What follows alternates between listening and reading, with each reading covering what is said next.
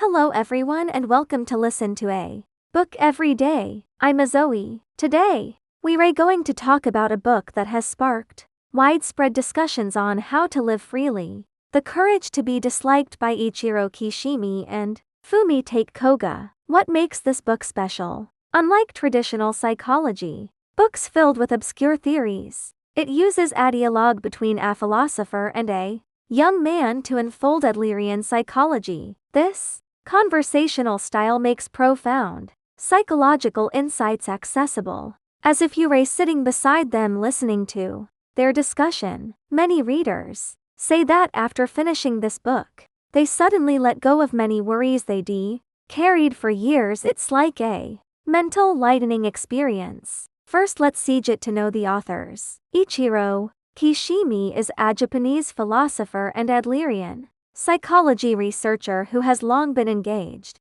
in the popularization of Adler's ideas. Fumi-take Koga is a Japanese writer and editor who specializes in psychological and self-help content. The two co-authored this book to answer a core question that plagues many people. Why do we live so tiredly? Why do we care so much about others' evaluations? How can we truly gain freedom? Their answer lies in Adlerian psychology, a school of thought that differs sharply from Freud psychoanalysis and has been called psychology for living. The biggest breakthrough of The Courage to be Disliked is its subversion of our usual understanding of unhappiness. We often attribute our misfortunes to the past. I'm insecure because my parents didn't love me enough as a child. I'm afraid of communication because I was laughed at when I spoke in public before. I can teach it over a breakup because it hurt me too deeply. This is what Adler called causality, believing that the past determines the present. But Adler proposed teleology instead. All our behaviors and emotions have a purpose, and the past is just a tool we use to achieve that purpose. For example, if a person is afraid to attend social gatherings and always says I'm mishy because I was bullied as a kid, Adler would argue the shyness is not a result of being bullied, but a choice. This person's real purpose is to avoid the possible awkwardness or rejection in social situations, so they use being bullied in the past as an excuse to stay away from gatherings. In other words, it's not the past that traps us, but the meaning we assign to the past. This view may sound harsh at first, but it actually gives us back the initiative in life. Since we choose the meaning, we can also change it. The book puts forward 3 core viewpoints to help us achieve psychological freedom, and we'll break them down one by one. The first key is task separation, the most fundamental way to escape the trap of others' evaluations. The young man in the book complains, "I always care about what my colleagues think of me. If they whisper, I'll wonder if they're talking about me behind my back. If my boss doesn't praise me, I'll feel like I'm not doing a good job. I'm so tired of this." The philosopher replies, "This is because you confuse your own tasks with others' tasks." Adler believes that all troubles in interpersonal relationships stem from intruding on others' tasks or letting others intrude on yours. How to distinguish between the two? The criterion is who bears the result of the behavior. For example, choosing a major is your own task because the future career and life affected by this choice are yours to bear. If your parents force you to choose a major they like, that's them intruding on your task. Similarly, others' evaluations of you are their task. They can choose to praise or criticize, but how you interpret and respond to those evaluations is your task. The philosopher gives a vivid example. Imagine you are standing in front of a stage, and many people are sitting in the audience. If you care too much about the audience reactions, you'll be nervous and stiff, but in fact, the audience applause or boos are their own business. Your task is just to perform well according to your own standards. When you learn to separate tasks, you will find that most of the worries you carry are actually others' tasks that you mistakenly taken on. The second key is community, feeling the way to build healthy interpersonal relationships. The young man asks, if I only focus on my own tasks and don't take care about others' evaluations, won't I become selfish and isolated?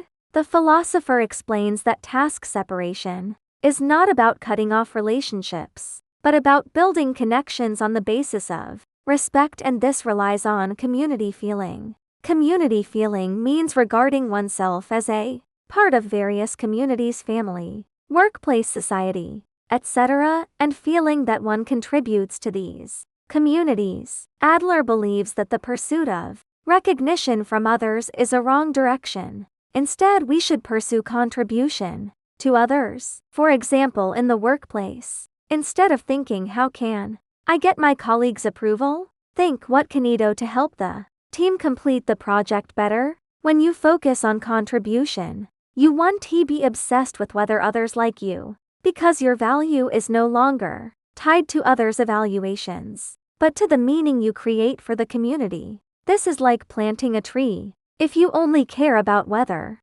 others praise its appearance, you will be anxious when someone says it's not pretty. But if you focus on nurturing it to grow tall and provide shade for passers-by, you will gain a steady sense of value regardless of others' comments. Community feeling lets us get rid of the self-centered trap and find belonging in mutual contribution. The third key is the courage to be disliked. The price of freedom. The young man finally asks the core question, what is true freedom? The philosopher's answer is shocking. Freedom is the courage to be disliked. We are used to pursuing being like everyone, but this is an impossible and tiring pursuit. To be like others, you have to cater to their expectations, suppress your own desires, and live as someone else wants you to be. But true freedom means daring to live according to your own will, even if it means being disliked by some people.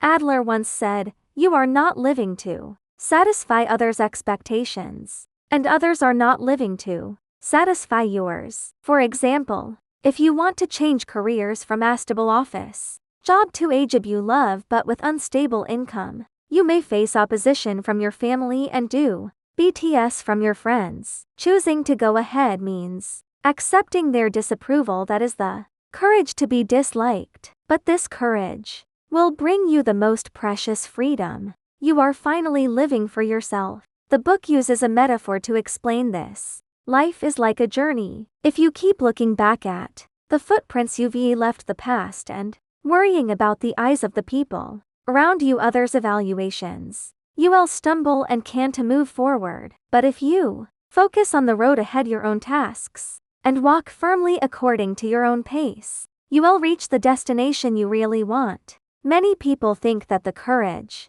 to be disliked is a self-help book, but in fact, it's a philosophy of life. It doesn't tell you how to please others or succeed quickly, but teaches you how to face yourself honestly, how to handle relationships with dignity, and how to gain the courage to live freely. The courage to be disliked, it advocates, is not about being deliberately alienated or rebellious, but about having the confidence to stick to your own path without needing to prove yourself through others' approval. To summarize, the core of this book is abandon the causality that blames the past, use task separation to handle interpersonal relationships, build community feeling to find belonging, and finally gain true freedom with the courage to be disliked. Life is not a drama written by the past, nor a performance for others' applause. It's a journey that only you can lead. That's all for our sharing of the courage to be